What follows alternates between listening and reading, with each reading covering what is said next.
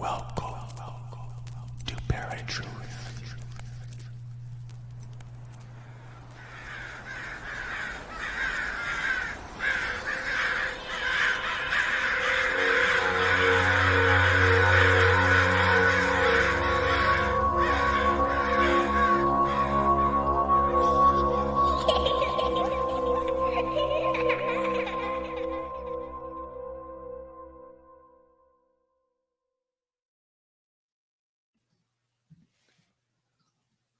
Welcome to ParaTruth Reborn. This is a pre-recorded show on 107.7 FM New Orleans and United Public Radio Network. My name is Eric. And I'm Justin. And today we have joining us for the first time, Tim Rayborn. He's an acclaimed and prolific writer of books on various topics. In fact, he's written nearly 50 books for 8 publishers about music, the arts, history, the paranormal, mythology, how-to books, and several other topics as well. In addition, he works as a ghostwriter, editor, and a book coach. He lived in England for nearly 7 years and has a PhD from the University of Leeds.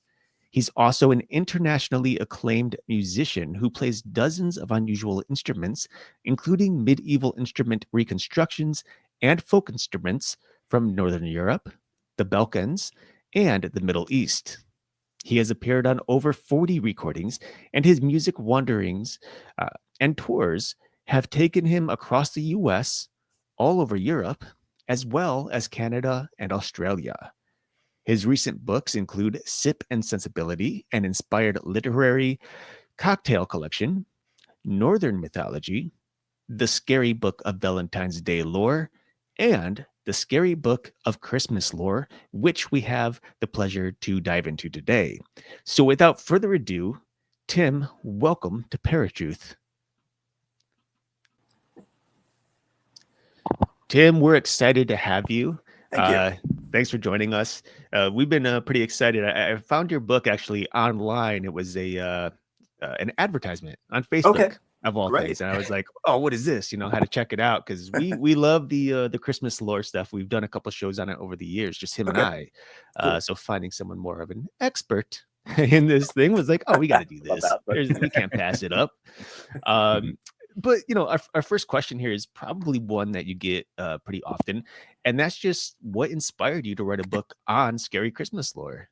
Well, it's interesting. I've always had like an interest in folklore and folk tales, and also paranormal and cryptids and those kinds of things. So I've done work for this publisher, Cider Mill, which is an imprint of HarperCollins, on various things. I wrote a book on an anthology of paranormal stories. I wrote a book about it's called The History of the End of the World, which is like apocalyptic stories from around the world. I've written a book about conspiracy theories, so I have a track record of writing for them. They actually approached me about this. They actually emailed me and said, "Hey, we want to put out this new book, and it's going to be all of these sort of terrifying, gory horror Christmas stories. Are you interested in writing that?" So I jumped at the chance, absolutely. So it wasn't something I necessarily came up with, but when they approached me about it, I was delighted to actually do it for them. So it was great. Awesome. Mm-hmm. Now, had you ever looked into this kind of stuff before for the Christmas lore? I mean, yeah, I have a couple of really good books on Krampus and on the celebrations there, and I also have a long interest in sort of Nordic and Germanic mythology and such, where a lot of these creatures kind of come from. So yeah, it was a good fit. I think it's one of the reasons they asked me to do it was simply that it was something I already had an interest in. So yeah. Mm-hmm. Well, Krampus is one of our favorites, and I think both Eric and I would love to see the Krampus festivals anywhere, whether it's here in the U.S. or in Europe. Do you hold on? Let me get. I think I have it here. I'll show you. There's a book you should know about, and of course I can't find it now, and it should be right in front of me, and of course I don't see it. Give me 1 second here, and there's a really excellent book on Krampus that you should have in your. Oh, here it is, in your library. If you don't, it's called Krampus and the Old Dark Christmas. Ooh, it's okay. like the definitive book on. It's filled with just gorgeous. I'm showing somebody else's book here now, but it's got these amazing, photographs of all the festivals from Austria and Germany and Italy and such. So yeah, That's awesome. Yeah. All right, I'm putting that down in my notes right now. Krampus, the Krampus and the Old Dark Christmas is the name of it. So yeah, great stuff. Awesome. Yeah. So speaking of, not really Krampus per se, but there are quite a few popular creepy lore stories that have been in circulation over the years. And Krampus, of course, is one of the most popular. I think our very first Christmas episode, oh goodness, like 15 years ago, was on Krampus. So it's like, Okay. he's just blowing up ever since. Yeah, it was just getting started then, really. This kind of so yeah, for sure. But when doing the research for the book, were there any specific entities that just really stuck out to you that you're like, oh my gosh, this is awesome? There's some great ones. Everybody, Krampus has become much more well known, but there's a whole body of kind of lore and folk tales about all these different creatures that come from Germanic mythology and from even farther afield. So there's a whole bunch. Krampus, of course, is the most famous, and if for any of your listeners that don't know, it might be worth actually explaining a little bit about Krampus to begin with, because people may not know. Krampus is a sort of kind of goat-faced or goat-bodied demonic creature that accompanies Saint Nicholas in the festivals, and his whole purpose is basically to punish people who have been bad. As you well know, he carries like these big birch sticks and has a sack, and any child that's been bad, he will whack them and throw them in there and drag them away, with the implication being that he might actually kill them or eat them or something. We don't really know, but there's a whole lot of traditions of this in the Alpine regions, in Germany, Austria, parts of France, Italy, all the way through. It's a really deep lore sort of thing for the folk traditions there, that every Christmas he accompanies Saint Nicholas, who is the chief gift giver in a lot of these ancient German tales. And Nicholas himself has some really interesting stories, because Nicholas was an actual saint, an actual Greek Orthodox saint that lived in what is now more modern Turkey in the 3rd century, I believe, 2nd, 3rd century. And there's some really interesting kind of horrific stories about Nicholas as well. So there was an attempt at some point to combine what is probably a pagan pre-Christian lore about this goat creature with a Christian Catholic sort of saint, and combine them into one thing. So American Krampus celebrations, you'll often see focus more just on the monster itself, but the Germanic ones in Austria and Germany almost always have like this Catholic underpinning to them as well. There's always a Saint Nicholas there, a fellow who looks kind of like Santa Claus with a big beard and the bishop's mitre and the staff and that, but they always appear together. They're kind of inseparable. Krampus is the dark side of Nicholas, basically, and they're like two sides of the same coin, the yin and the yang, basically. So they always appear together in the old Germanic celebrations that you find that are still done in folk customs in the villages and such of Switzerland and Austria and Germany. Now there are bigger celebrations now that have become more like the Krampus celebrations we see in the United States, where the focus is more on Krampus himself. But from its origins, it always had this strong sort of connection with Nicholas, which I find quite interesting as well, because Nicholas is another version of Santa Claus. He's a gift giver. He's the jolly fellow that brings candy and toys to children, but he's accompanied by this dark demonic creature, it's just interesting that they sit side by side with each other in so much of Germanic folklore. Yeah. Mm. So since you brought up Saint Nicholas, this is one of my questions. Many believe that Odin is where the Santa Claus legends kind of originates. Is it, in your opinion, that they kind of merged Odin and Saint Nicholas to create this new character, Santa Claus? No, it's actually a misconception. This Odin as Santa Claus thing has been going around for the last 5 years, and as one of my specialties is Nordic mythology, and it drives me up the wall because it's actually not true at all. So okay, well, I'm glad to set the record straight. Set the record straight. No, it's BS, and it kind of drives me nuts. There's been a number of really good scholarly articles on it that have completely dispelled that as being anything. What does kind of resemble Santa Claus in some way are some of the Finnish myths, actually, from northern Finland, among the Sami, who are the indigenous people, and there are holy men and holy women in those traditions. They're called Noyade, I think, and they're kind of like shamans. They're like the holy people of the Sami, the indigenous people of the Arctic, and some of them were known to wear like red cloaks or red shirts or red coats and such. And there's a whole thing about that the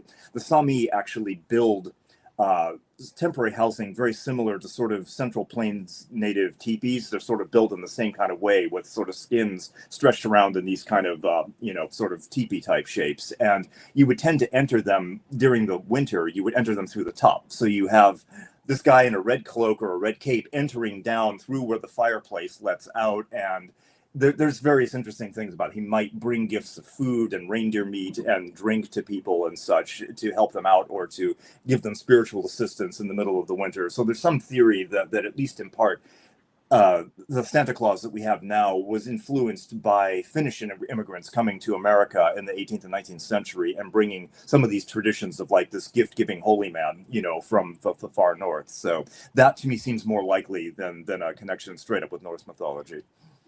Well, we had done a Santa Claus episode where supposedly like the Amanita mushrooms were supposedly a part There's of some the colors. theories about that, because they're red with little white speckles on them and they're hallucinogenic, and it's possible that some of the holy men of the Sami community use them in rituals and such. So there is a possible connection there, and the notion of like flying through the air and making the sort of shamanic journey through the air with flying animals and such. Now there is a connection there because with Norse mythology, because Odin does indeed ride an 8-legged steed named Sleipnir, a horse that can fly. So there is some connection, but that suggests more that the Norse mythology was influenced by that rather than having any influence on Santa Claus or the other myths. It was like it came toward that as well as rather than going toward it. But yeah, you're absolutely right. There are theories about that the psychedelic mushrooms may play a role in that as well. Okay. Yeah. So now, do we typically see like a pretty clear connection between the various Santa Clauses throughout various cultures, or is there like significant difference between some of these guys? It's interesting. Yeah, I think like the Nicholas one is very much from sort of Catholic countries, and particularly Catholic Germanic places like Bavaria and Austria and such. But he also shows up in the Netherlands as well. There are other kind of gift-giving entities as well that exist. But a lot of them, I think, certainly if you're looking beyond Europe and such, a lot of them have been more influenced by the American Santa Claus than anything else, the Coca-Cola Santa Claus, basically, But there is a funny one that, like in Japan, for instance, Japan is a Buddhist and Shinto country, but they love the kind of tacky trappings of Christmas. They go all in for Santa and the trees and all that kind of stuff, and it's a big deal there. They really full on adopted the American style Christmas, and one of the versions of Santa Claus that they have literally looks like an American Santa Claus, though it would be a Japanese man, but he literally has a pair of eyes in the back of his head, like literally stuck in the back of his head, so that they can see what children are doing behind his back. And it's just kind of creepy. It's kind of unnerving. So yeah, there are drawings of the Santa who's supposed to be this jolly character, and he's got these kind of a pair of creepy eyes in the back of his head. So they have to kind of like Japanify it a little bit and make it. The other thing I always find amusing about Japan is one of the big Christmas dinner traditions is Japan is eating at Kentucky Fried Chicken, and people will book a reservation at KFC like months in advance so that they can actually go and eat there. It's just one of those cultural things I find really interesting. I've heard that before, actually. No idea how that happened. It kind of ties in with the joke about Jewish people, keeping Chinese restaurants open on Christmas Day so that they can order Chinese food. But it's funny that there's like KFC apparently is a big part of Christmas dinner celebrations in Japan. I have no idea why. Your guess is as good as mine. All right. So one of the legends that I found kind of interesting, because I don't remember if we've ever covered it before, was the Kagatillo. And I've never heard of the pooping log before. So can you tell us a little bit about Kagatillo and if the Catalans still practice this? Let me see. Where was that? It's in the book, isn't it? Let me. Yeah. I don't keep all these things straight up in my head. Well, no. Oh, sure. Let me just expound. Yeah, sure. It's towards the end. It's been like 2 years since I wrote this book, so that's Kagatillo, from Catalonia. Is that the weird little crapping statues? Yeah, where they're shoving everything into. Of course, we're going to talk about that. Of course. Yeah. we can't have the show without talking about that. About the little crapping statues. Yeah. It's a bizarre thing, isn't it? The pooping log. Yes. Oh my goodness. Yeah.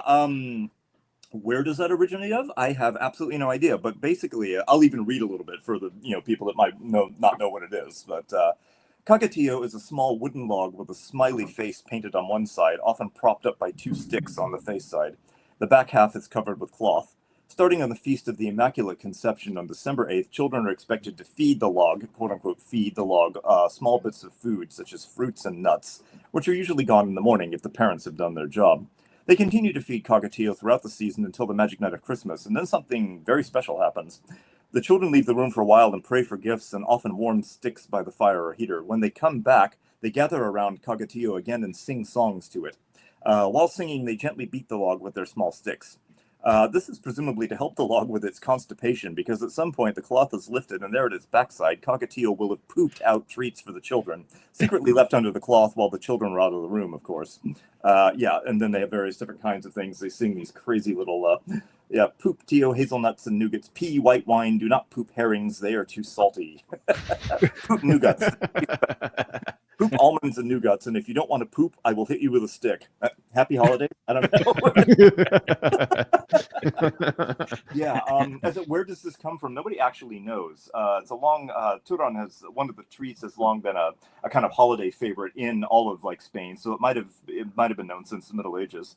But the idea of bringing a log of wood into homes, like the Yule log that we find in German traditions, is certainly a thing. So it's just an interesting thing that they developed this unusual thing where you have to feed it and then let it poop your treats out for you. I have no idea where that came from. Things are kind of lost to time, and maybe that's just as well. But yeah, it's a great little. You have to wonder what they were on when they came up with that. You know, like it's that like really strong sherry. They were clearly high. It had to be.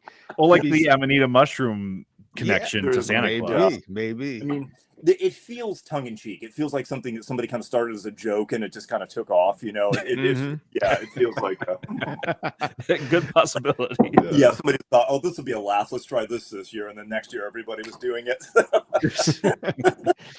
Speaking of jokes, there's actually this movie I watched last year. It was just called The Yule Log, and it's about a killer log that would sit in the fire, and then these teenagers who come up to this cabin to spend a weekend, and they just get slaughtered by this log who has a vendetta against people for some reason. It was I don't even know. Like, it was just the wildest thing.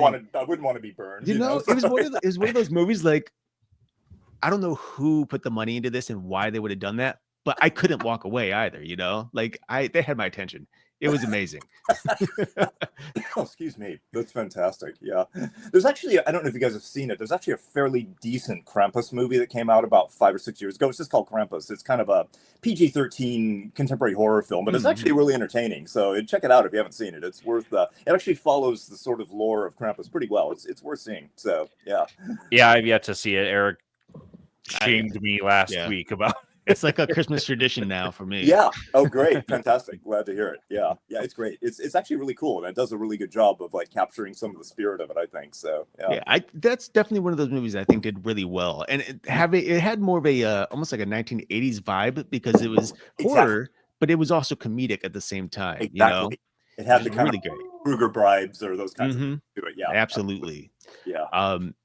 Speaking, of course, of Krampus and his, ability, I guess, to punish children, there is another entity that also tends to punish children. And it's one of my favorite creatures within Christmas lore, and that is the Yule Cat. I love Yule Cat. Yeah. So can you give us some details on the cat and how he's she, I don't know if it's a boy or girl cat, is associated with Christmas? Yeah, just for reference, I'll pull it up. I actually did a little talk about Yule Cat not too long ago. I love this creature. This is an Icelandic tradition that probably dates back to at least the 18th century, if not earlier. There's every year in Reykjavik in Iceland, they put up a gigantic Yule Cat statue made out of lights. And if you go down to the city center, you can see this. People take pictures with it. It's this big cat. Yeah, you can look it up. If you just like go to YouTube and Google Yule Cat Iceland, you'll see something of it. It's actually really cool. So it's deeply embedded in Icelandic folklore. Iceland is such a curious place because it was settled around the year 870. Nobody had lived there before. Maybe some Irish monks had lived there, but some Norse traders and people finally decided to move there and settle there, and there was no people there. So they brought all of their own culture and legends and myths and everything else with them, and that deeply kind of informed, what would happen there later. So Iceland is a fantastic country in some sense because the language modern Icelandic is more similar to the Old Norse language of the Vikings than any of the other Scandinavian languages. It even uses some of the same letters and such that were used after Christianization. So it's if you can speak modern Icelandic, you can read a lot of the Old Norse poetry like the Edda and such that tell the stories of Odin and Thor and such very clearly. So it's a little bit of a time capsule type society, which I find really interesting. About the Yule Cat itself, we don't quite know. Cats have some appearances in Old Norse folklore. There's the great goddess Freya is said to actually have a chariot that's drawn by two large cats, so it may have something to do with that. We don't know. But the Yule Cat itself is a really interesting creature. I like to read from it because that's the easiest way to sort of tell people about it. So the folk custom about the Yule Cat concerned children who did not finish doing their chores for the winter. And one of the traditions in old Icelandic customs, folk farm customs, is such as that children that did all of their work around the farm, around the house, whatever, would receive new clothes on Christmas. Now that's like a horror story for most kids, getting the ugly sweater that the Aunt Mabel sends you and having socks and whatever. But, if you think about it, if you're living in a very, very cold environment, warm new clothes are going to be very, very welcome regardless of your age. So the tradition is, let me see, for children living in the harsh, cold climate of Iceland, new winter clothing would have been most welcome. And they were expected to wear new clothing on Christmas night. Why did they do this? Because the Yule Cat would come and check up on them. This gigantic feline would creep into every farm and village on Christmas night and peer into each window to see what the children were wearing. If they'd been good, they would be adorned in their fabulous new Christmas clothes or have them at hand to show off. If the children had been bad, which meant they hadn't helped out, hadn't done all of their chores, and didn't have at least one new item of clothing to show for it, the cat would do two things. First, it would eat whatever dinner had been made for them so that they'd go hungry, but that was the least of their worries. Next, the cat would drag the children out of their homes and eat them as the main course. So written traditions about the Yule Cat only date back to the early 19th century, but the tradition is probably much older than that. It might just easily have been an invention of tired and worn out parents who needed the children to pull their own weight around the house. In addition, it seems to have become a tradition so that those who were better off would be mindful and thoughtful of those who were poorer than them. The poor might need the charity of some new, or at least new to them, clothing to stave off the dreadful fate of being snapped up by a ravenous monster cat lurking in the snowy wilds outside of their farms. So the cat would basically punish children. What it was saying is it was almost a parental way of saying you haven't done your chores and now the cat's going to come and eat you. But, again, it was in those kinds of societies, Iceland didn't have a really strong city or town structure until much, much later. So what you had were farm settlements and small villages. And so everybody had to pull their weight. Like if anybody slacked, that could affect the whole community. Food sources could be very scarce. And this is something I like to talk about in general, is people ask, why do these kind of Christmas horror stories, particularly in Europe and the North, exist at all? And one of the main reasons for that is I think we look at our modern life, we look at our world, and we look at winter, and if we're fortunate, we live in pretty comfortable houses that are well insulated so that when the temperatures drop down, I'm in Washington, it got into the 20s here last night. We had a lot of frost, it might even snow tonight. And that's it's cold, but it's comfortable for us. But I think we forget that in previous times, those long months between November and March, everybody risked starvation and death. You did not know if you were going to survive those months. And it didn't matter how much grain you had in, how many animals you might have slaughtered and smoked the meat for. There was still a decent chance that by February, your food stocks were going to be running pretty low. So we just go to the grocery store and load up again. But I think people lived on a much finer line between life and death in previous centuries, and we've forgotten about that. A friend of mine, another author, likes to say that basically all of us in these comfortable houses were still only about 6 inches away from death every night, because it's those walls that keep out the cold, they keep out everything. But people in earlier times would have been mindful for that. You need fuel to burn, you need fires, you need food to eat, you need fresh water, and these things were not guarantees between those months. So the winter brought with it the possibility of starvation, of famine, of death, of all of these things, of losing people. And I think a lot of these legends grow out of that idea. I think these monsters are almost sort of representations of those fears. Don't go into the forest because so-and-so might eat you is just as easily a way of saying don't go into the forest because you might get lost and freeze to death in a snowdrift, or the wolves might get you or something. So there was a real tangible struggle between life and death. And I think Christmas monsters, and they're winter monsters in general, some of them affect people through the whole winter, are a kind of personification of that. You know, they're kind of a representation in folklore and myth of how dangerous winter really was for the vast majority of people that didn't have money and couldn't live in decent housing. I mean, even in the Middle Ages, yeah, it wasn't great, but if you were wealthy, you could live in a castle and have tons of hearth fires, and you didn't usually have to worry about it because you had plenty of food. But somebody else who lived in a small farm, you had no guarantees. So the thing lurking in the forest just outside the edge of the village is also the danger of nature itself. It's a representation of how close they were to death at any given time. And I think that's an important way of looking at some of these stories, really. I would imagine like a lot of those stories is kind of, I mean, to put the monster behind the, you know, the reality of cold weather and being lost in the woods without food and stuff. You know, I think that makes it a little more scary, especially for children, you know, and even myself, like, you know, I'm 38 years old. And if I go out in the woods at night and I start thinking of creepy monsters, I'm like, I'm pretty sure there's nothing out here, but my heart's racing and I'm getting a little more tense. And I'm like, I shouldn't be out here. I think a natural evolutionary protective sense kicks in too, about that fear of the unknown, fear of the dark. You don't know what predators are out there, and we evolved for hundreds of thousands of years of self-preservation. So our imaginations do run away with themselves, and every little sound could be Sasquatch, or it could be the Beast of Bay Road, or whatever. You know? It could be a werewolf, a Sasquatch, a something, a demon. You know, so our imaginations get the better of us, but the threats are still real. Like you say, there could be wildcats or wolves or something else out there that would attack, you know. So there's a real danger to that. 100%. The one thing I kind of want to spin off this, Justin and I had actually just did a show last week that we aired about Christmas ghost stories. Do you think a lot of these monster lores kind of mesh with the Christmas ghost stories in some way? It's an interesting thing because, like, ghost stories at Christmas were very popular in places like Victorian England. We always think of Charles Dickens and A Christmas Carol, but it became kind of a tradition. There were a number of ghost stories that actually survived from that time. Actually, there's a whole bunch of people that wrote. His is the most famous by far, and a lot of them had those kind of morals to them, the morality, sort of, you know, the moral of this story is and such. But yeah, I think so. It's an interesting thing. There's because again, you're looking at a time, again, even in, say, England in the year 1850, if you were very poor, you might still starve to death over the winter, even if you lived in modern brick housing. You know, there was no guarantee. So I think the ghost, this kind of dark time of introspection, was something that was more important in previous centuries. We find these days in the modern world, for better or worse, it's just go all the time. You know, we work straight through. Maybe we get a couple of weeks off at the holiday season around Christmas and before, and then January starts and we're right back.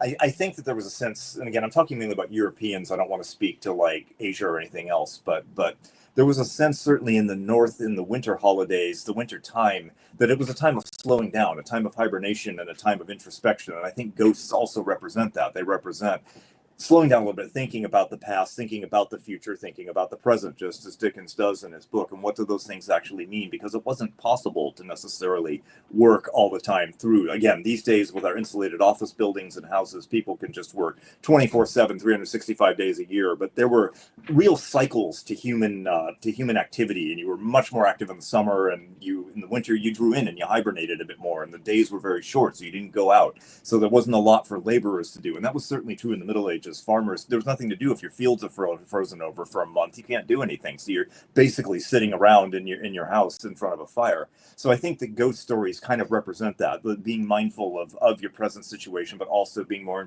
introspective about your past, what might yet come for you, what's coming in the year ahead, when you can actually step back out into warmer weather and start working again. I think a lot of this is very, very much tied to weather cycles and to human sort of, I don't know what's the word, there's a word for it, and it's escaping me at the moment, but sort of biological rhythms, biorhythms with the seasons and such. So this winter time is the time for thinking about, for drawing in and being more hibernatory, for being more introspective, for slowing down. And these kinds of stories are perfect for that sort of thing. You don't venture, as you said, into the woods in the winter. You are fearful that an angry ghost might come and visit you. It goes with the darkness of the season, the short days. And again, if you're talking about Northern Europe, we in the United States, I live fairly far north in the United States, but I used to live in England, and you get there and in Northern England, the sun's already setting at 3:30. You get farther north, you get up to a place like Trondheim in Norway, you've got about 4 hours of daylight. Reykjavik, there are points in Reykjavik in Iceland where you don't get much. Like the sun rises at about 10:30 and it starts setting again at about 2. So you have very, very short days. The sun is only very low on the horizon. So it's a time when darkness wins, when darkness is triumphant and people are scared and the weather is cold and you don't get a lot of sunlight. And so, your imagination can run wild with you with that sort of thing. It's the time when all the dark creatures come out to play for those few months and there's nothing you can do about it. So, yeah. Kind of reminds me of the movie 30 Days of Night, and it takes place in Alaska.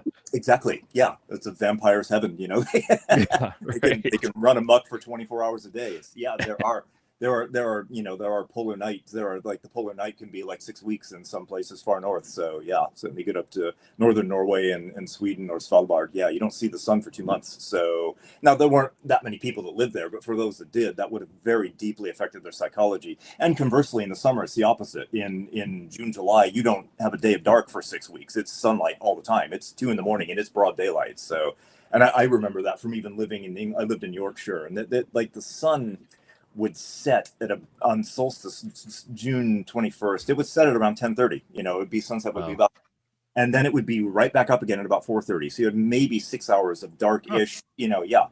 So by 5 a.m. in the north there, it's broad daylight. So it really changes how you think about the natural cycles, and it puts you more in tune with them, I think. So all of these stories, I think, are very much, at least in part, related to that, to the natural cycles of nature and our relation to them. And the winter represents fears. It represents that dark, like you say, going into the woods alone. It's a season of going into the woods alone, basically. So for a whole 3 months, 4 months. So right. So a legend I had never heard of reading through the book was the night folk. Oh yeah, and I loved it because it's kind of like a parade through the night, and it was really interesting because it's like, if you don't leave your doors open, they're gonna wreak havoc on your house and possibly you. So doing the book and going through this research, you mentioned in the book that it could be linked to kind of like the fairy folk legends in Ireland and stuff like that. In your opinion, is it more so linked to, because a lot of people believe we're closer to the veil being weaker during the winter months? Is it closer to more like the dead, like a dead parade? Yeah, I think so. There's a number of those kinds of parades, isn't there? There's the night folk, there's the wild hunt, which is another one of the souls of the dead. It's the idea that at least on certain nights of the year in the dark, the dead do come back for whatever reason, and they're not necessarily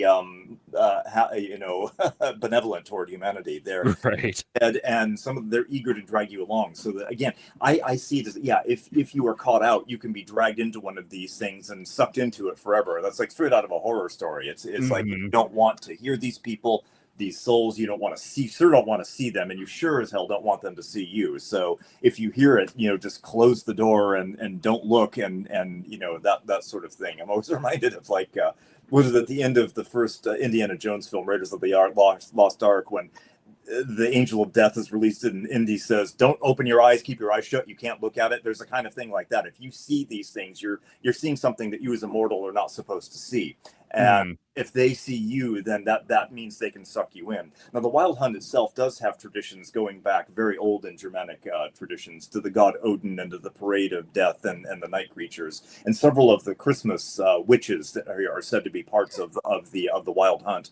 And some of them have some of them are very benevolent, but some of them are really nasty. So the idea of disembodied souls, certainly we find that with Halloween. The old Samhain of the Celtic things that was their new year. That was the end of the old year and the beginning of the new. So on that night, the souls of the dead came back, and it was a dangerous time to be out. You pretty much wanted to let them have the run of the of the countryside and not be outside, because that, or it might be a time that you might try to commune with your own ancestors and actually welcome them. So you have both benevolent ancestors and malevolent spirits that would try to do things. So there were a number of both Germanic and Celtic myths about this time, when the sort of veil, as you say, between the worlds was thin, and spirits from the dead could easily cross over. So the night hunt, the night folk, the wild hunt, and those are the Germanic equivalents of those, but they're usually fairly sinister. You don't want to be caught up in them, or you could be swept up in them forever and become a part of it. And that's how they collect their new souls, basically, is people that get too close to them,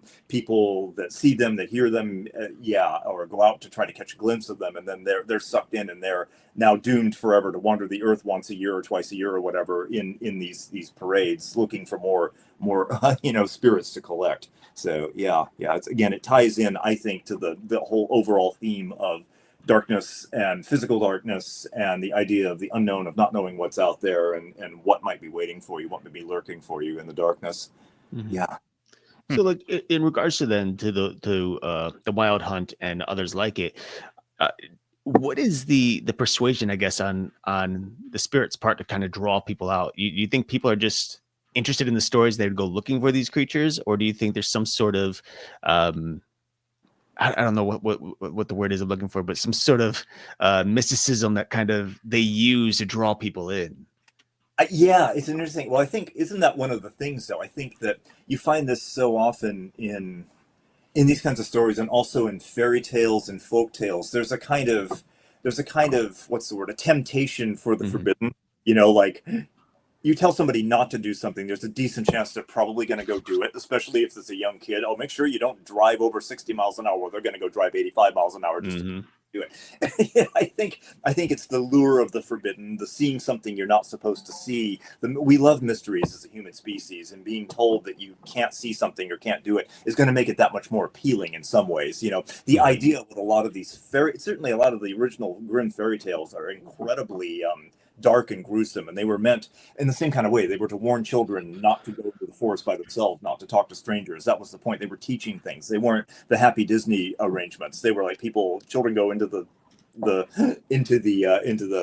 forest, and the old witch cuts their heads off and eats their entrails. The end. Basically that was right. So I think that the wild hunt, the night folk, the creatures of Samhain represent the kind of lure of the forbidden in some way. They represent some psychological level. They represent our intense desire for mysteries, and to solve mysteries, and to see things that we maybe aren't necessarily in our best interests, or at least if people are telling us that we shouldn't do it, we're going to rebel against that and do it anyway. And a lot of these stories are like, well, you can do that, but here's what's going to happen. Right. I think it's sure, you can break norms and take the risk, but on your head be it if something happens. Maybe you'll survive, but it's just like going out into the forest. Maybe you'll survive, but maybe a cougar will get you. We don't know. Right. It's your choice, man. You do what you want, but this is what could happen. You hear the wild hunt. Yeah, you can get, maybe they'll ignore you, but yeah. So I think there's a kind of societal warning that comes with that, about beware of the lure of the forbidden. Would be I think one of like the morals of those stories, definitely. Mm. Yeah. It almost seems like a lot of these stories, in some way or another, are kind of like parables, just ways to share some sort of truth in the most imaginative way as possible, right? Because that's what sticks to it. That's what we it might be hard to understand it at first, but it's the type of thing that you think of on a regular basis, right? And I think especially for children, it really feeds into that imagination. But when they grow up, it's like, okay, well, I see the reality now, and I understand why this story exists, and what it was trying to do to protect me. Right. That's absolutely it. I think so. I think they're teaching tools in some ways for kids, and then also for adults. They stay with you, the lessons learned from them. Absolutely. Parable is a great way of describing it. Yeah. Now, the other legend that I found fascinating throughout this book, again, because I had never heard of it before, was the Christmas werewolves. Apparently these werewolves were getting drunk. Nothing says Christmas like werewolves, as far as Where did I put those? Let me refer to I was those. gonna say it's close to the end Yeah, as well. So spiders. Where is it? Oh my goodness, they're in here somewhere. They have to be in here. I know it. I remember what you're talking about. I don't see them right here. Hold on. Ghost Stories, 13 Yule Lads, Yule Cat. I'm looking at Polar Regions, Finland. I apologize here. I'll get this. 118, page 118. Oh, page 118. Yeah. There you go. Winter Werewolves. That's right. Yeah, right. You can just edit this part out if you want. The damn book trying to find make it look like I at least know what I'm kind of sort of doing. Yeah, werewolves have a really interesting history, as you probably know, and you've probably done stuff on all the sorts of crazy stories that dating back to like 16th, 17th century Germany. There were a number of werewolf trials and such, and of course the beast of Bray Road in Michigan and all of that. The modern werewolves that people claim that they've seen are really creepy, and it's really interesting. So I find them really fascinating. There's a lot of traditional folk. What is it? I love this. Yeah, traditional folk belief in Germany, Italy, and Romania held that if one was unfortunate enough to be born on Christmas Day, especially at the stroke of midnight, one was at a far higher risk of becoming a werewolf, because that day was set aside for Christ alone, and no one else should be born. Not like you can control that. I mean, right.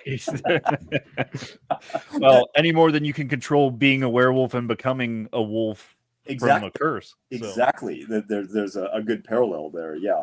What is it? The night of St. Lucy, December 13th, St. Lucia, Santa Lucia, was thought to be a especially likely time for werewolves to appear, whether it was a full moon or not. And I find that interesting as well. Yeah. We find it was the Swedish cleric Olaus Magnus in 1555 wrote. He was talking about Lithuania. On the feast of Christmas, at night, such a multitude of wolves transformed from men gathered together in a certain spot, arranged among themselves, and then spread to rage with wondrous ferocity against human beings. And those animals which are not wild, that these natives of these regions suffer more detriment from those than they do from true and natural wolves. For when a human habitation has been detected by them, they besiege it with atrocity, striving to break down the doors, and in the event of their doing so, they devour all the human beings and every animal that is found within. They burst into the beer cellars, and there they empty the tons of beer or mead and pile up the empty casks one after another in the middle of the cellar, thus showing their difference from natural and genuine wolves. I find that fascinating. They're going to kill everybody, and then we're just going to go drink beer. Well, and that's what fascinated me about the story. I mean, Christmas werewolves in and of itself, but then reading, and then in one legend they got drunk, and I'm like, wait, what? Well, again, I think it's an interesting thing because the werewolf legend itself is kind of about the what makes a human and an animal, and what if you are both? What do we all have an animal within? Do we all have that ferocious, raging creature within? Do we let that animal out? Do we let that darkness in? I think werewolves speak very much to that idea that there is, and that speaks deeply to our own evolutionary psychology and our own. We are all animals originally. We all derive from primates, and we are primates, and we all have those animal instincts within us. Do we let those out? Do we what does that mean? And people were very afraid of that, of primal instinct. So the werewolf represents a sort of losing oneself, losing one's humanity. But I think what makes this interesting is the drinking of the beer shows that there's still a human element there. And that's what differentiates them from being true animals. They're not, what makes the werewolf an abomination in sort of the thought is that it's not fully wolf or fully human. It's something monstrous. It's in between. It's in what they call a liminal space. So you have a wolf behind you, I see, right now. This is one of my hellhounds, yes. Leads the wild hunt, yes. Yeah. But there's an uneven space between humanity and animals that werewolves inhabit that makes people very uncomfortable. What are they? Are they both? But I think the idea of this is that you have wolves breaking down the social norms and people breaking out the social norms by becoming wolves, but then they savagely attack their own people. They're turning their backs on humanity by becoming wolves, and they're slaughtering them. They're eating them. This is the thing of any werewolf film you'll see is this. I think all the great werewolf films that we've seen over the years is they kill people, they eat them. They've turned their backs on humanity to sort of cannibalize their own. But then at the end of this, they all sit down and drink beer, which is a very human act. So it's a weird and unsettling sort of, placement. They sit side by side. They're animals who have ferociously ripped out the throats of their victims, but then it's Miller time, so it's It's a weird thing, you know. Well, it is, but just you saying that kind of it reminds me of the movie The Howling, Yeah, because one of the main, yeah, the actress, she's a werewolf. She's killing yeah, people throughout the whole thing, and then at the end, she's sitting at a diner yeah. getting a cheeseburger. Want a rare It's cheeseburger? Yeah, yeah, exactly. Fantastic movie with some of the best. When I say practical special effects Oh, ever. 100%. That 100%. transformation of the head werewolf into the wolf at the end is Yep. amazing. So I know cool. there's a lot of people that call it the bunny werewolf or the rabbit wolf because of those giant ears that they have on this thing. I love it. I thought it was fantastic. It's so cool. And that's a deep fear, is that what defines human, and that film actually talks about that, what makes a human, and they know the people there no longer refer to themselves as humans, the community of werewolves. One of them even says that, something like, he says humans are our cattle. So he's saying like we feed on them now, we're not human anymore, even though we look human. And that's there's like that sense. And again, that whole thing is that human versus animal, we're on the cusp between the two. Winter is the time when you're on the cusp between life and death, between the spiritual and the worldly. There's like these unsettling sort of gray areas between them. The edge of the village is where you are, and you don't want to go much too farther because that represents the animalistic. They all kind of it's a similar kind of psychology again, but so that's what I would see in the thing about that story, is that they are neither animal nor human. There's something different, and that's unsettling, because for a lot of people that would seem unnatural. That they're not in the proper natural order anymore. There's something outside of it, and that's what a lot of these creatures also represent. Is something outside the ordained order of the universe, and they exist on the margins and in the dark places and in the shadows, and that's why they're so fearsome. I think something that's really interesting, because like often I think about a lot of just random things, on my own. Like, okay, well, why is it a werewolf? Why are werewolves so popular? And one of the things I constantly go back to or think about is how throughout history wolves and humans didn't really get along very much. In fact, there were a lot of wolves slaughtered here in America, in early America, because of livestock being eaten. Right. And so it's this constant back and forth. And seeing this mashup between the wolf and the human is kind of like, here's our equalizer, the balance, the thing that really takes both, like doesn't take either side in this case. It stands alone as a separate entity, saying, okay, you're both killers. Here's the ultimate predator, right? To strike fear into, especially obviously into people. But it always just fascinated me how like humanity would just so quickly kill the wolf because of the fear that they always had in wolves. And wolves rarely attack humans. No, it's always the livestock. Exactly. And today, like I'm really big in conserving wolf life. So I'm constantly following the New York wolf conservation. And there's so many states around the country, around the US, that they put out a law for a few wolves to be killed in certain areas. And so often hunters go beyond that purposely, and they don't, like, the state doesn't do anything about it. It's like, people don't care at this point whether wolves are close to being endangered or even extinct. They just kill them for the sport of it, because you can't really eat a wolf. I mean, I'm sure some people do, but that's kind of weird. Tragic.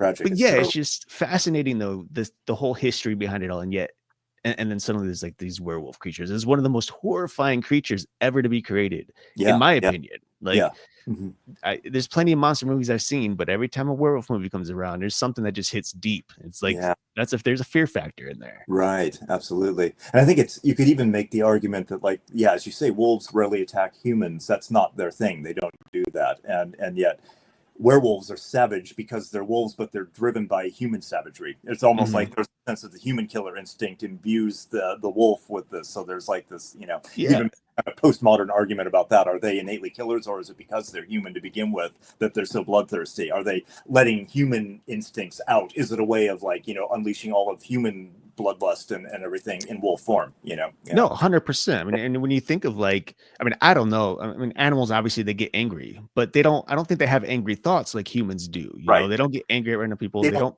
out and kill unless there's a reason. Right. They don't start wars. Just, they don't do any of that stuff. They usually have their own little space, and the wolf pack stay to themselves most of the time. So yeah, like that's definitely really interesting, whether it's. No, it's an interesting paradox too, isn't it? Because we talk about the fear of wolves, and you say attacking livestock and all that, and yet what is the most beloved pet of humanity is the dog, which is Right. a domesticated wolf. So at some Right. point they found a way to find common ground there with those, but there's still the fear of wolves remains, even though all dogs today are descended from wild wolves. So Right. it's Isn't and that something? But at the same time, it's like that just kind of goes to show the pride, I guess, that humanity has. Because it's like, well, we're scared of wolves. We don't like wolves. We'll kill wolves. But if we put a little of ourselves into it, make our own version of the wolf, well, now, hey, it's right, all put good. on them, give them a silly name, and all of a sudden they You sleep know? on the sofa and they're okay. They've been Right. yeah, they've been tamed, and Yeah. it's about the wildness. People fear their own dark side, their own wildness, so that gets projected onto anything, whether it's wolves, whether it's Christmas monsters, whether it's ghosts. There's like a fear of their own shadow selves, and I think that's it. So we can bring wolves into it as long as we tame them and give them names and pat them on the head and give them bones and whatever. Right. Then good wolves, but the wolves that still run free are terrifying because they're not like us, Right. Yeah. Cool. So one of the things that I did read that I thought was really interesting, I was surprised, I should say, less interested or interesting, more surprised by it.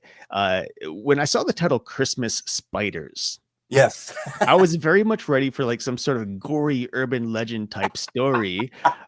So I was prepared. I was like, "This is gonna be crazy cool." But shockingly, it was actually very sweet compared to many of the other creature lores out there.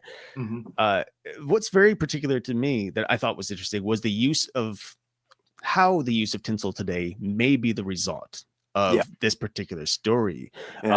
So in what ways, I guess, has the Christmas spiders lore influenced modern culture, and what, like, do we have any indication as to why this story even exists? Yeah, it's I think it's an old Ukrainian folk tale. It's like kind of Russian Slavic Ukrainian folk tale about how Christmas trees came to be decorated, and it is kind of sweet. I included it because for that I kind of wanted that as like a false thing. You're like Christmas spiders. Oh, is this going to be like a bunch of spiders burst out of a Yule log and eat everybody or something? No, it's a sweet story about.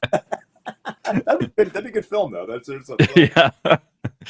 yeah, you're like a horrifying version of the Ukrainian folk tale. But yeah, no, it's a sweet story about this poor family that doesn't have can't afford any decorations. So the spiders come and they spin their webs all around it, and they make this sort of beautiful tinsel like sort of adornment all over the trees, and it's just really sweet. It's I don't specifically know of the particular reason. I know it's a popular story in sort of Slavic speaking countries. There's Bulgarian, Ukrainian, and Russian versions of it. I think it's a lesson about poverty and being content with what you have, because you still at least have your family. You have, you can find beauty in the simplest things. And also, since spiders tend to be somewhat repulsive to a lot of people, there's this notion that there's beauty in what we might perceive as ugly as actually can be quite beautiful. And I think there's that whole lesson as well, that spiders actually serve a purpose, and people shouldn't be afraid of them unless you're living in Australia. Then spiders are terrifying. 100%.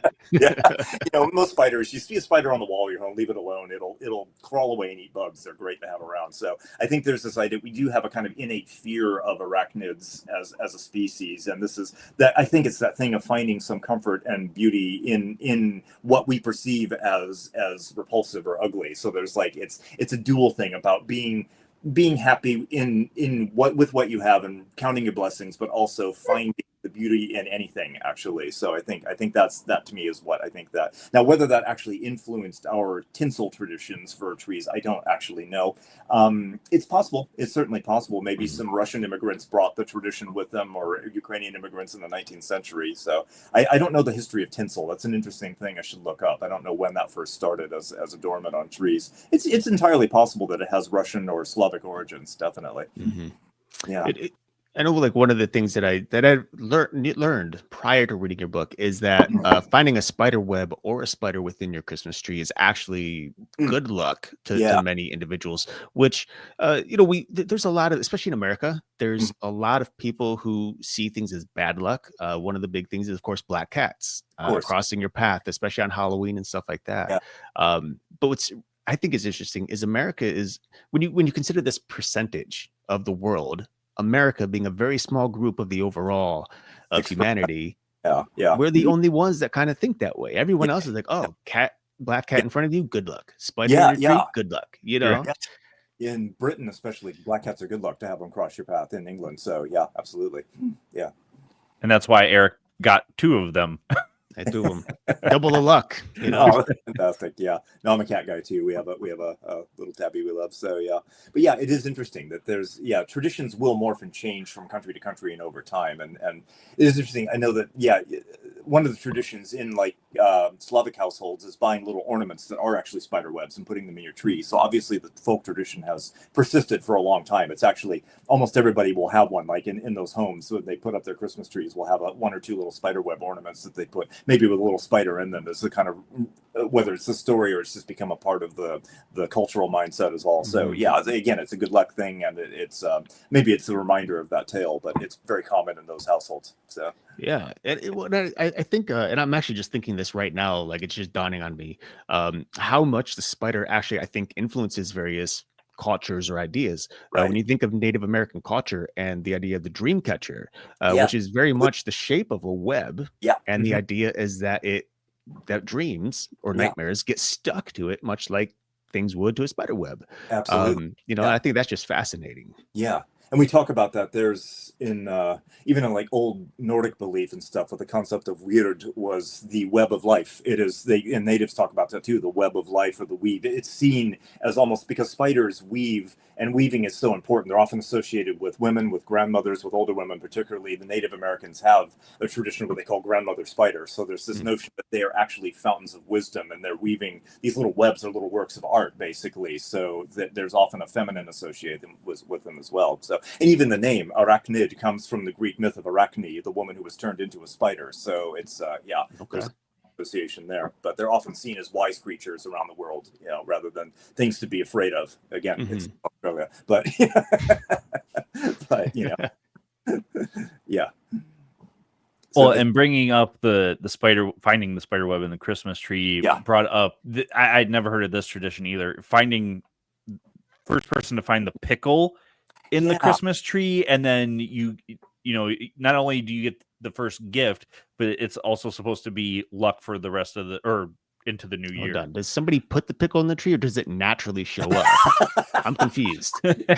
Well, I hope somebody puts the pickle in the tree. I think there's a strong tradition, and I don't know where that specifically arises from, but there's a strong tradition, particularly in British foods, holiday foods, of putting things like, holiday puddings or pies will have like a coin or a bean or something, and the person that finds it will have, maybe wins a special gift, or they'll have good luck for the whole year. So I think it's in that same tradition. It's almost like a little lottery, kind of thing. And someone puts it there, and it's meant to sort of symbolize that if you're lucky enough to find it, then that means you're going to have luck for the whole year. There's a lot of traditions about that say things like whatever happens at Christmas or on New Year's Day will follow you the whole year, because it's the time of sweeping out the old and doing the new. So whatever you do the first thing you do on New Year's Day is often very important, because it will be kind of a metaphor for what you do, for the rest of the year. So don't get too drunk and vomit or something on New Year's Day, because you're going to have a good year. So, yeah, I think the finding of the pickle is kind of like finding the coin or the bean in a Christmas pudding or in a pie or whatever. It's that kind of thing. It's the notion of you kind of won the lottery, the little spiritual lottery. So yeah. It's interesting how like I feel like people just have this kind of draw to want to find things, and like I'm even thinking now of like Easter, how many people put chocolate Easter eggs around the house, or plastic eggs, and they go send kids out to go looking for them. I really don't know. I never looked into the lore of that. I don't know why Easter eggs, people go finding them on Easter. I don't know. There's a lot of conflicting thoughts about that. So, I'm sure. Here, but but yeah, it's a similar idea. It's going looking for something, finding something. You win a prize or something. There's definitely that element. Certainly, yeah. I guess it really just begs to humanity's curiosity. Yeah. We love mysteries. We love the unknown. We're afraid of the unknown. We love it, and I think a lot of these stories speak to that. We're terrified of the old witch that lives in the winter forest, but she also has an appeal in some ways. And this is one of the things you see in so many horror stories, in horror films. It's like, don't go into the woods, and what's the first thing the dumb ass teenager does is go into the woods. I'm going to take my camera and get a picture of Pumpkinhead or the whatever one of those creatures, and then they get and they're dead. The lure of the curiosity. 100%. And you know what's funny about that though is like I'm one of those people who are just like, I mean, I know I work in the movie industry, so I'm like, I know what's gonna happen. I know they're setting this up, right? And I'm still gonna sit on the couch like, don't do it, don't do it. That's a dumb idea. But then I'm walking somewhere weird and I hear a noise, and what am I gonna do? Right. I'm gonna go investigate. Yeah. Especially if it's like, oh, what if that's a ghost? What if it's a monster? I gotta get this, Right. especially in this field that we're podcasting in, the paranormal is like naturally curious. I'm like, so many times I've gone looking for something and I realized, you know what? I'm that blonde woman who walked into the chamber of death because she was, there was the exit right there. But no, let's go deeper. We see it even, as you say, in modern paranormal investigations. You have like whole teams of people that'll go into haunted houses or forests where Sasquatch is. But yeah, I wouldn't have the spine to do that. There's no freaking way I would go in with their microphones and their night goggles and their wait, I heard a noise over there. I think I saw something in an old house that like somebody got viciously murdered. I'm not going to do that. No freaking way. But they have the lure of the unknown. Yeah. That's, as you guys know, thing. That's one of why we're so fascinated with these things. It's almost would be disappointing if we actually found out the truth. It's the unknown is what makes it so cool, So right. Yeah. Well, and that's something that I think a lot about too. Is like with the paranormal, it's all still very much speculation, like in terms of the science of it. Yeah. And so I wonder if there's ever a point in which science officially proves the paranormal, whatever that is, whether it be monsters or ghosts or otherwise. Would we still have that same draw and lure to want to investigate it and understand it, or would we be like, oh, okay, well, fun's over. Like now we know what it is. Yeah, we'd have to find something else. Yeah, we love. I mean, same thing if aliens finally showed up. Right. Yeah. Right. Part of the allure of something like that is that we don't actually know. There's some really plausible stories that people have told that are really unsettling, and it's like, well, this seems like it could actually be a thing, and that's it. But we don't have definitive proof for a lot of them. So yeah, absolutely. Right. Yeah, that's the appeal. I think it's people love the idea, but I think they love the mystery of it as much as anything. I know I do. So yeah. Right. Yeah. All right, Tim. Well, it is that time to let you go. So I want to give the mic to you and tell everybody where they can find you, find the book. Sure. My website's just timrayborn.com. You can find this book, Scary Book of Christmas Lore, and Barnes & Noble, any bookstore you can order it. It's on Amazon, it's on Barnes & Noble, it's all those places. I've got a bunch of other books as well on similar topics, paranormal topics. I write a lot about history and strange history, weird things. So yeah, go to my website, which is just timrayborn.com. And you can check out stuff there. So yeah, and I do have a sequel to this one coming out, just published yesterday, in fact, called The Scary Book of Valentine's Day Lore. And it's all about horrible love stories from all around the world and murder and betrayal and all sorts of terrible things. I think we'll have to bring you back. I was going to say, we'll have to have you back for Valentine's Day. I'd love to talk about it again. That'd be great. Yeah. All right. Well, I'm going to put you in limbo, but stick around. Everybody, make sure you check out this book. It was so fascinating, and I loved reading all the different lore, especially since there was so much that Eric and I had never covered before. Next week is our Christmas episode, and then goes into our New Year's episode. It all moves so fast, man. So fast. So I hope you guys have enjoyed the episode. Grab the book, enjoy these different legends, and like we talked about last week with the scary stories, share them with your family. Make this the scary story you read to your family and converse about and stuff like that. Anything else you've got before we head out for the night? Just if you guys, you keep tuning in, make sure you like, subscribe, share us with your friends and family as well. But let them listen to this podcast, and we want to be in everyone's home. Definitely email us, send us messages. We'd love to interact with you guys as well. But that's it. Yeah. All right. And again, this has been a pre-recorded show on 107.7 FM New Orleans and United Public Radio Network. Make sure I don't say paranormal. I've done it before. I know. Until next week, folks, where you'll find us same time, same channel. My name is Justin. And I'm Eric. Peace.